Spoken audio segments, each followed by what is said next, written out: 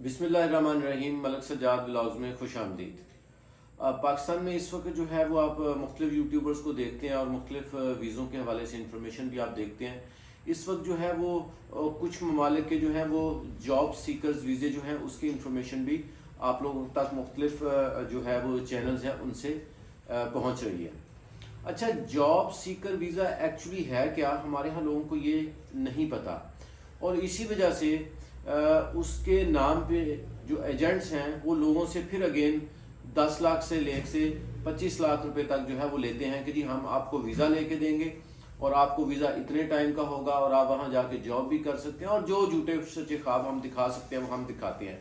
लेकिन मैं आज आपको ये बताना चाह रहा हूँ कि एक तो जो जॉब सीकर वीज़े इस वक्त अवेलेबल हैं उसमें जो टॉप पे है वो रिसेंटली, चूँकि मैं स्पेन गया हुआ था तो इस वक्त जो टॉप पे चल रहा है वो पुर्तगाल का जो है वो जॉब सीकर वीज़ा चल रहा है जो उन्होंने इंट्रोड्यूस करवाया है। जॉब सीकर वीज़ा बेसिकली इस चीज़ को कहते हैं कि एक मुल्क है उसमें लेबर की या अदर जो भी जॉब्स हैं उसके लिए उनको वहाँ पे बंदों की ज़रूरत है, तो वो मुल्क जो है वो एक वीज़ा अनाउंस करता है जिस वीज़े पे जाके आप वहाँ पर जॉब तलाश कर सकते हैं।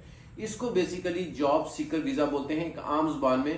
कि जैसे मैं यहाँ से स्पेन जाता हूँ या दूसरे मुल्कों में जाता हूँ तो मैं या दूसरे लोग विजिट वीज़े पे जाते हैं, हम वहाँ पे जाके कानूनन जॉब नहीं कर सकते। लोग असाइलम करते हैं जो कि गैर कानूनी होता है और असाइलम करने के बाद फिर उसको Aahista Aahista step by step जो है वो उसको कंप्लीट करते हैं। लेकिन जॉब सीकर वीज़े का जो एक अच्छा प्लस पॉइंट है वो ये है कि आपको जो वीज़ा मिलेगा वो मिलेगा ही इस मकसद के लिए कि आप हमारे मुल्क आएँ और आके जो है वो जॉब तलाश करें।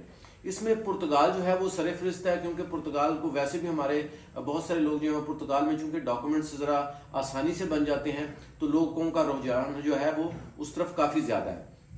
तो जो पुर्तगाल का जो इस वक्त जॉब सीकर वीज़ा चल रहा है वो जो है वो उसके जो एजेंट्स वगैरह हैं वो बहुत ज़्यादा पैसे लोगों से मांग रहे हैं। लेकिन मेरी इसमें रिक्वेस्ट ये है कि किसी भी अच्छे कंसल्टेंट के पास आप जाएं और उसको आप अपने सारे डॉक्यूमेंट्स दें और आप उसके अकॉर्डिंगली अपनी जो है वो जॉब सीकर वीज़े के लिए अप्लाई करवाएं।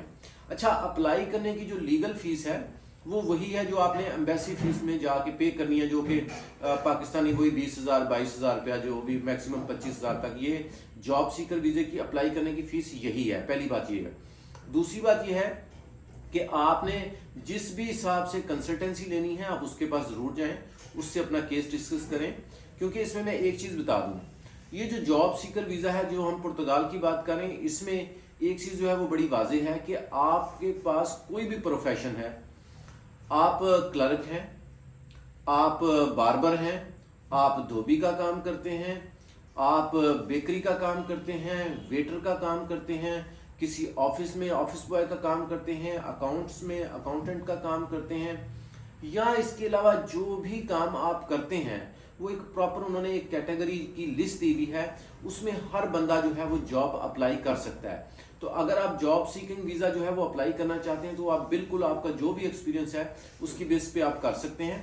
इसमें एक चीज़ आपने याद रखनी है, इसमें जो डॉक्यूमेंट्स रिक्वायर्ड हैं मैं बहुत चूँकि आसान अल्फाज में आपको बताता हूँ। जो काम आप कर रहे हैं पिछले साल से, 6 महीने से, 2 साल से, उस जॉब के लेटर के साथ और करैक्टर सर्टिफिकेट के साथ आपने ये चीज़ जो है ये वीज़ा जो है ये अप्लाई करना है। ये वीज़ा जब अप्लाई होगा तो ये वीज़ा अप्लाई होने के बाद आपको जो एम्बेसी से कॉल आएगी उसके बाद आपने अपॉइंटमेंट लेने के बाद आपने डॉक्यूमेंट सबमिट करने हैं। 90% इसमें इंटरव्यू नहीं है, 10% में भी कि इसमें इंटरव्यू हो। और उसमें यह है कि आपको जो वीज़ा मिलेगा वो 4 महीने का आपको वीज़ा मिलेगा, जो कि आप 2 महीने एक्सटेंड करते हैं तो टोटल आप 6 महीने पुर्तगाल में रह सकते हैं। 6 महीने वहां पे रह के आप अपनी जॉब सर्च कर सकते हैं। अच्छा, इस दौरान अगर वहां पर आपको कोई भी कंपनी जॉब लेटर दे देती है तो फिर उसके बाद आपकी जॉब जो है वो पक्की हो जाएगी। उसके बाद आपको पाकिस्तान वापस आने की जरूरत नहीं है, वहीं पे आपको जो आपका ये जो जॉब सीकर वीज़ा है ये जॉब में कन्वर्ट हो जाएगा। तो एक तो ये चीज़ है। दूसरी बात यह है कि इसमें एक पुलिस करैक्टर सर्टिफिकेट जो है वो बहुत अहमियत का हामिल है, वो ज़रूरी चाहिए। और पुलिस करैक्टर सर्टिफिकेट आपकी अगर कोई डिग्री है वो ये कोशिश करें कि आप फॉरेन अफेयर्स से आप इसको अटेस्ट करवा लें इस्लामाबाद से, क्योंकि ये एम्बेसी की रिक्वायरमेंट्स हैं। क्योंकि हमारे यहाँ हर तरह के डॉक्यूमेंट्स 2 नंबर बन जाते हैं। तो इसलिए उनकी जो रिक्वायरमेंट्स होती है वो ये होती है कि आप इस्लामाबाद से टेस्ट करवाएं। तो ये डॉक्यूमेंट्स आप टेस्ट करवाएं, किसी भी अच्छे कंसल्टेंट के पास जाएं। मैं अगेन यही कहता हूँ, मैं जितना मर्जी पढ़ लिख जाऊँ, आप जितनी मर्जी पढ़ लिख जाएं, PhD कर लें, लेकिन अगर कपड़े धोने हैं तो हम अपने कपड़े जो हैं वो उस तरह से नहीं धो सकते जिस तरह के प्रोफेशनल जो काम करने वाला है, कपड़े धोने वाला है, वो धो सकता है। या मैं जितना मर्जी पढ़ लिख जाऊं, मैं अपना जूता कभी ठीक नहीं कर सकता। उसके लिए मुझे मोची के पास ही जाना है।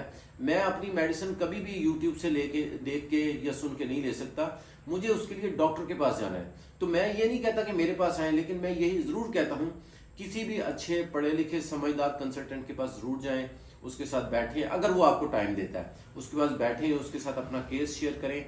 अगर आपको फील हो कि हाँ यार ये बंदा ठीक है, मुझे इससे अप्लाई करना चाहिए, तो अल्लाह का नाम लेके अप्लाई करें।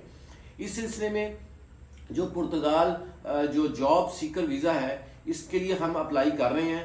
दोस्तों के हमने काम स्टार्ट कर दिए हैं। अगर आपको इस सिलसिले में हमसे कंसल्टेंसी चाहिए तो हमारा जो ऑफिशियल व्हाट्सएप नंबर है उसके ऊपर आप जॉब सीकर वीज़ा या वॉइस मैसेज कर दें कि जी मुझे पुर्तगाल का जो जॉब सीकर वीज़ा है वो अप्लाई करना है। इसकी हमने नॉर्मल सी एक फ़ीस रखी हुई है, ठीक है, और उस फीस के बाद हम किसी किस्म के कोई चार्जेस नहीं लेते। ये बात मैं आपको बता दूं, ये वीज़ा भी अगेन आपको एम्बेसी नहीं देना है, आपको किसी के झांसे में आने की ज़रूरत नहीं है कि जी मैं आपको वीज़ा लगवा दूंगा, मुझे 20 लाख दे दें, मुझे 10 लाख दे दें, मुझे 15 लाख दे दें। ऐसा कोई चक्कर नहीं है। आप हमारे यहाँ माशाल्लाह पाकिस्तान में लोगों के बहुत एक्सपीरियंस हैं, लेकिन मसला ये है कि चूंकि जॉब उस हवाले से हमारे यहाँ सैलरीज नहीं है, इसलिए हम लोग बाहर जाना चाहते हैं।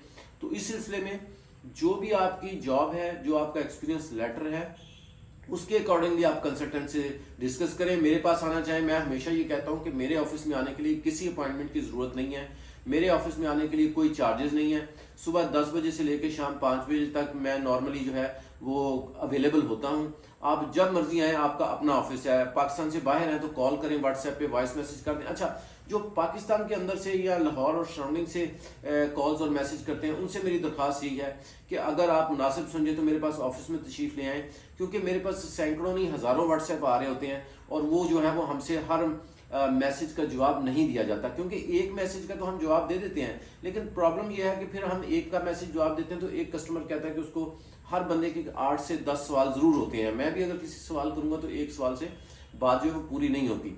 तो मेरी आपसे दरख्वास्त ये है कि अगर आप पुर्तगाल जॉब सीकिंग वीज़े में इंटरेस्टेड हों, हम उसकी कंसल्टेंसी कर रहे हैं, और लोग भी कंसल्टेंसी कर रहे हैं, लेकिन आपने लीगल फीस पे करके, कंसल्टेंसी पे करके, तो उसमें आपने जो है वो इसको अप्लाई करना है, लोगों की बातों में नहीं आना। इस सिलसिले में मजीद रहनुमाई की ज़रूरत हो तो हम मेरे ऑफिस आ सकते हैं, हमसे कंसल्टेंसी भी ले सकते हैं, और बाकी भी किसी कंट्री की आपको कंसल्टेंसी चाहिए तो हम हाजिर हैं, एनी टाइम वेलकम। बहुत शुक्रिया, दुआ में याद रखें। अल्लाह हाफिज़।